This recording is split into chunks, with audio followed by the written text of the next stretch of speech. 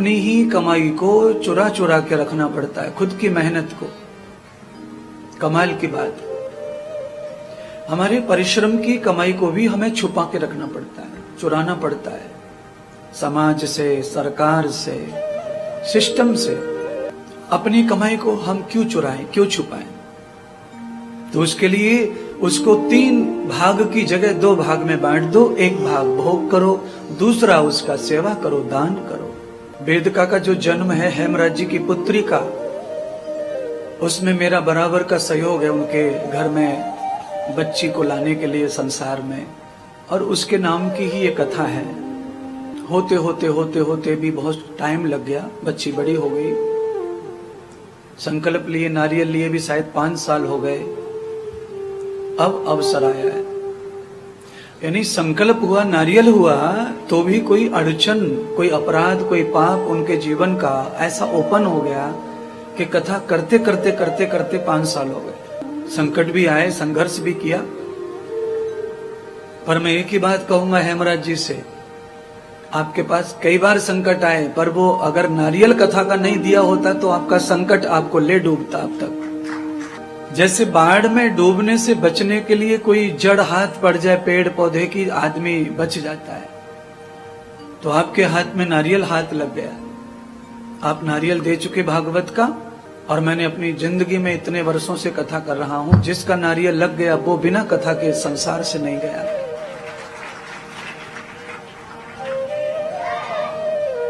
इसलिए स्वास्थ्य बनता रहता है, बिगड़ता रहता है, शरीर में बड़ी से बड़ी हानि हो सकती है, पर फिर भी शरीर रूटीन में आ जाए, फिर से शरीर अच्छा हो जाए। तो ये शरीर तो भगवान का दिया हुआ है, इसमें अपना कुछ नहीं है। बिगड़ा हुआ शरीर फिर अच्छा हो गया तो आप पक्का समझ लेना कि भगवान की कृपा तुम्हारे ऊपर बरस रही है। उनका शरीर है, उन्होंने बनाया है, और तुमने बिगाड़ा, उन्होंने फिर तुम्हें बचाया। क्योंकि परमात्मा तुमसे कुछ अच्छा करवाना चाहते हैं। तुम्हारा कुछ काम शेष रह गया, उस शेष काम को भगवान तुमसे करवाना ही चाहते, इसलिए कहीं भी कम या ज्यादा हो जाए, हो जाने दो, पर भगवतीय कर्मों में कुछ कम नहीं पड़ना चाहिए जीवन में। जब भी अवसर मिले, जब लगे कि धन है, तो भगवान के कार्यों से जोड़ लो अपने आप को। धन नहीं भी है, कभी मन भी होता है भगवान के कार्य करने का, तो मन से भी कर डालो। कभी धन न हो तो मन से भी कार्य करो। बहुत सारे कार्य ऐसे हैं भगवती जो मन से किए जा सकते हैं, जिसमें धन नहीं है तो काम चल सकता है। भगवान का प्रचार करने का ही संकल्प ले लो, बस, धन नहीं लगता इसमें। भगवान के बारे में अच्छा कहेंगे समाज को, ये भी आपने निश्चय किया तो ये भी बहुत बड़ा पुण्य है, बहुत बड़ा भागवत है, बहुत बड़ा पुरुषार्थ है। आप में से कुछ लोग ऐसे बदमाश टाइप के हैं, भगवान को ताहने देते रहते हैं, उलाहने देते रहते हैं। हमारा ये काम भगवान ने नहीं किया, हमारा वो काम भगवान ने बिगाड़ दिया। हमने कितना पूजा पाठ करवाया, कितना मंदिर कहाँ गए, हमने क्या किया, फिर भी हमें कहाँ फल मिला, हमें कहाँ फल मिला। हम कितने सारे पेड़ पौधे लगाते हैं, क्या सब फल देते हैं? हम खेत में हर साल फल बीज बोते हैं, फसल बोते हैं, क्या हर साल फसल आती है?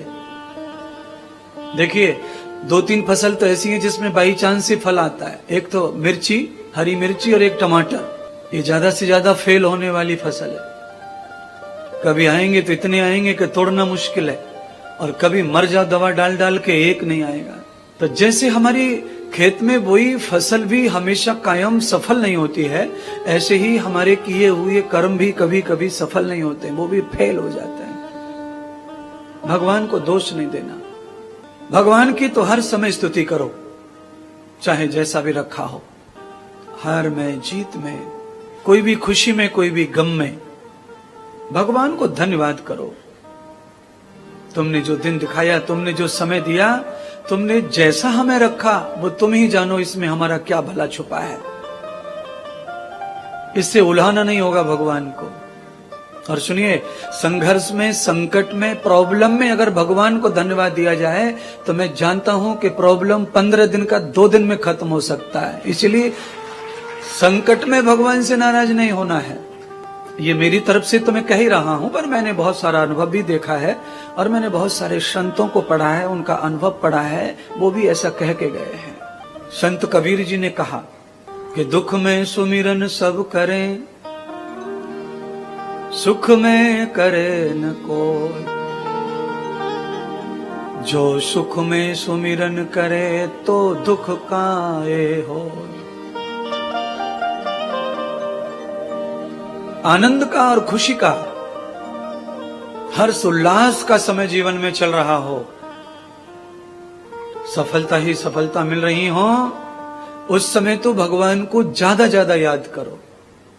और जब चारों तरफ से घिर गए हो, कुछ नहीं समझ में आ रहा हो, तो फिर केवल भगवान को याद करो, सब दुनिया को भूल जाओ। आनंद में, हर्ष में, सफलता में, वैभव में भगवान को याद करो, ज्यादा ज्यादा ज्यादा ज्यादा। पर जब सब बंद हो जाए तो केवल भगवान को, यानी मेरे कहने का अर्थ है कि दोनों स्थितियों में भगवान को, उनके कार्यों को, उनकी परंपरा को पालन करते रहो। उससे ही हमारे सारे प्रॉब्लम सही होते हैं, सारी परेशानियां कम होती हैं। कौन कितनी परेशानी में है ये तो तोलना कठिन है, पर हां सब परेशानी में है। पर इनसे मुक्ति कैसे मिलेगी? इनसे मुक्ति के दो मार्ग हैं, एक तो भगवत्ता से जुड़े रहो, दूसरा सुधार करते रहो अपनी जिंदगी का।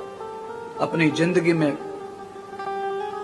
गलतियां कम से कम हो, यह निश्चय करो। ऐसा कोई काम जीवन में ना हो जिससे कि हमारी वजह से किसी का नुकसान हो जाए। ज्यादा से ज्यादा जीवन में भगवतीय कर्मों से जुड़े रहना मानव का काम है। क्या है भगवतीय कर्म?